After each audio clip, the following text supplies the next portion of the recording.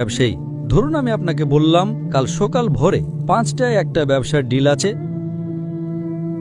যেখানে আপনি $1 মিলিয়ন পাবেন।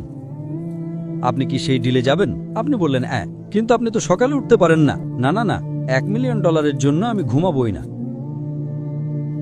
তাহলে $1 মিলিয়ন জন্য আপনি ঘুমান না, কিন্তু 2 রাকাত সুন্নাত যা পৃথিবী এবং এর মধ্যে যা কিছু আছে তার চেয়েও দামি, তার জন্য উঠতে পারেন না। ফজরের সালাতের মূল্য কত ভাবুন। সমস্যা হলো আমরা হাদিস শুনি কিন্তু বিশ্বাস করি না, কোরআন পড়ি কিন্তু বিশ্বাস করি না।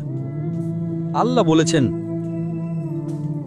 তাই আমি বলি আমি কখনোই আমার ফজর মিস করব না, এমনকি আমার সুন্নাতও মিস করব না। কেউ আমাকে $1 মিলিয়ন দিলেও না। হ্যাঁ, সুন্নাত পড়া ফরজ নয়। আপনাকে যেটা বুঝতে হবে, যদি আপনি সত্যিই বিশ্বাস